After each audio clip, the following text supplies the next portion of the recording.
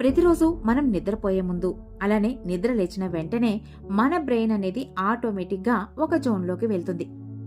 మనం పుట్టినప్పటి నుండి మనకు 5 ఏళ్లు వచ్చే వరకు బ్రెయిన్ అనేది మనకు ఏ స్టేట్లో ఉంటుందో రోజులో 2 సార్లు అదే స్టేట్లోకి మనం ఎక్స్పీరియన్స్ చేయగలుగుతాం. ఇంకా బాగా అర్థమయ్యే భాషలో చెప్పాలంటే ఇది ఒక లెర్నింగ్ స్టేట్.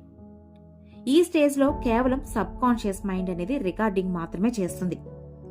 మన జీవితాన్ని మనకు అనుకూలంగా మార్చుకోవడానికి కావాల్సింది కూడా ఇదే. జాబ్, మనీ, హౌస్ ఇలా ఏది కావాలన్నా సరే వీటన్నిటినీ మన లైఫ్లోకి తీసుకొచ్చేది ఈ స్టేట్ నుండే.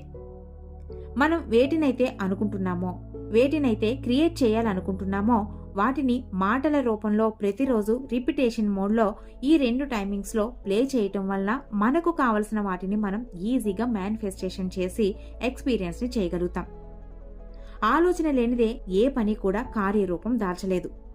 అందుకనే మనలోని గోల్స్కి అనుగుణంగా మారాలని, మార్గాలని చూపించాలని ఆలోచనలు మన మైండ్లో జనరేట్ చేసి వాటిని కార్యరూపం దాల్చేలా మన బాడీని సిద్ధం చేసేవే ఈ ఎఫర్మేషన్స్ అనేవి. ఇదే ఈ ఎఫర్మేషన్స్ వెనుక దాగి ఉన్న అసలైన సైన్స్ కూడా. మరి ఇదంతా బానే ఉంది, కానీ మరి సైన్స్ కూడా నిరూపించిన ఈ ఎఫర్మేషన్స్ అనేవి మా లైఫ్లో ఎందుకు పనిచేయటం లేదు అని అనుకోవచ్చు. అయితే ఇదే పాయింట్లో 100లో 70% మంది ఈ విషయంలో చేస్తున్న రాంగ్ స్టెప్స్ ఏంటి, వాటిని ఎలా సరి చేసుకోవాలి అనే విషయాలను ఈ వీడియో ద్వారా తెలుసుకుందాం. మరి మీరు కూడా ఎఫర్మేషన్స్ విషయంలో ఇటువంటి పొరపాట్లు చేస్తున్నారేమో ఒకసారి చెక్ చేసుకోండి.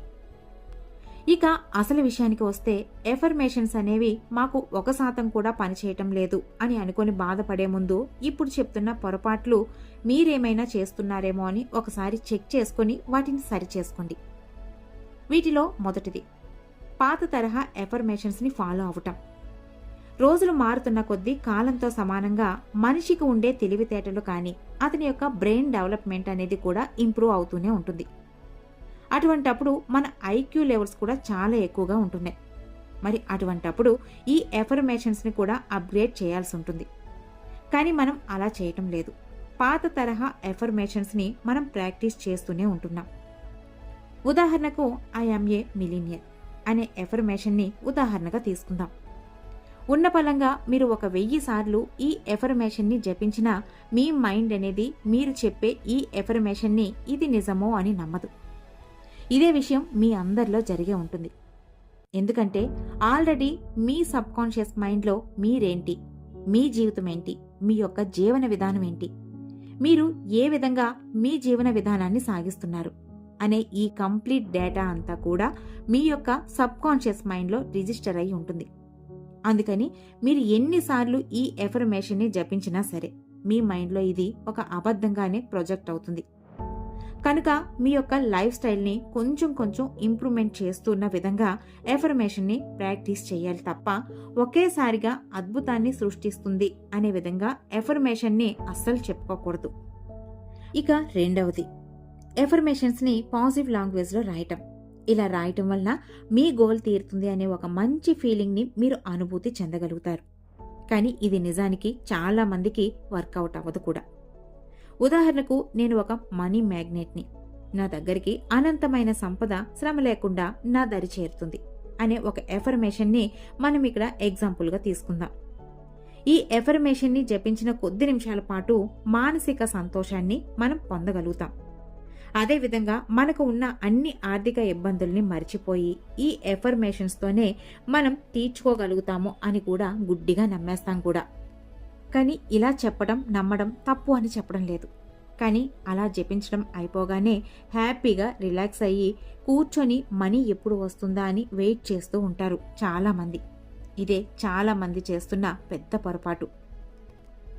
For every action there is a equal and opposite reaction అని అంటారు.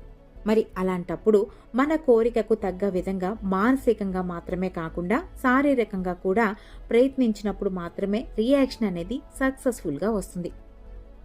మనం ఎఫర్మేషన్స్ని చెప్పుకొని ఏ ప్రయత్నం చేయకుండా 4 గోడల మధ్య కూర్చొని ఉంటే అవకాశాలను అందుకోలేం కదా.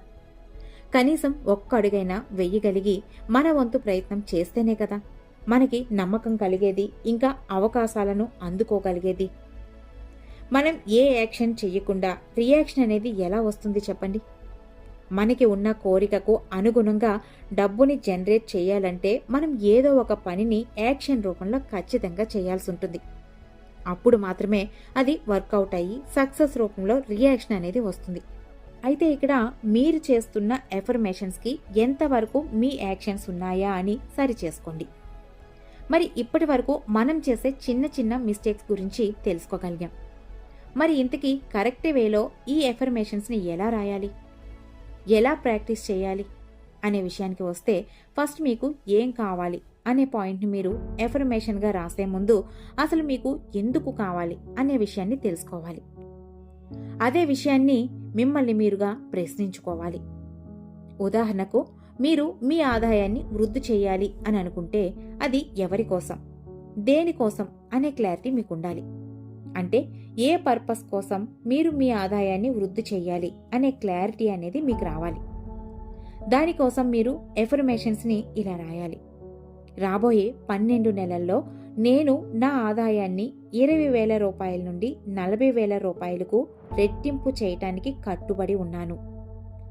దీని ద్వారా నా ఫ్యామిలీకి నేను ఆర్థిక భద్రతను అందించగలను అని ఈ విధంగా పర్ఫెక్ట్గా ఒక రీజన్ని మెన్షన్ చేసి ఎఫర్మేషన్ని చెప్పుకోవాలి.